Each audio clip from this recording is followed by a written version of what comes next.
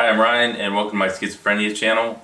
Today I'm going to talk about my job as a recovery support specialist. A recovery support specialist is a person in recovery from mental health or co-occurring disorders who's usually state certified. Your basic task is to supplement traditional psychiatric treatment through offering support using holistic interventions like mindfulness and advocating for human rights like the person's right to live in the community or make his or her own decisions. You help the person in recovery feel hopeful, engage in treatment using their own strengths and interests, make connections in the community, and you educate them on things like navigating the system. There's a lot of talk about what recovery is compared to traditional psychiatric treatment. Recovery comes when a person can manage his or her own illness in a way that allows them to achieve a meaningful life and a positive sense of belonging in the community, whether that be through employment, relationships, and social networks, volunteering, or anything else. While traditional treatment is more about protection from failure rather than taking risks, stability versus having hope for the future, compliance rather than choice, and controlling relationships instead of partnerships. Most people with psychiatric or drug histories should have a lot to offer the person in recovery. At the very least, you can model what's worked best for you.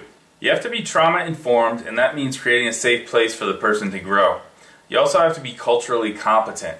This includes everything from race to country of origin to age and so on. I do a lot of behavior modeling when it comes to drugs and alcohol. I tell stories about successfully avoiding drugs in times when I've relapsed and learned from it. I treat everyone like they're my equal, and that results in a better connection with the person. There's a lot of reflective listening in which you restate or summarize what the person says or ask them open-ended questions. A lot of times you want to tell people what they should do, but you're not supposed to give advice unless you ask the person first or if the person asks you. Like any other profession, you have bad days when things don't always go smoothly.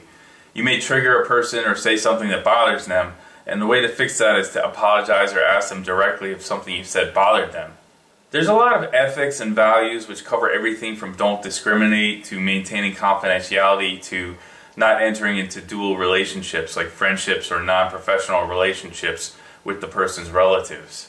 Peer support is all about learning together, connecting, reconnecting, and challenging both sides of the relationship. You want to avoid labels. If the person hears voices, you might want to say they're psychotic, but the truth is you don't have to be in psychosis to hear voices. The person may have a traumatic brain injury and choose to identify as having an alternative reality. A few goals of recovery support are offering hope, choices, and high expectations for the person in recovery when others on their treatment team may not be as optimistic. Being labeled as having a mental illness can bring discrimination, and it's important to push past that.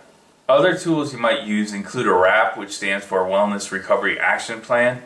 You also have to be familiar with the laws, including HIPAA and the Americans with Disabilities Act.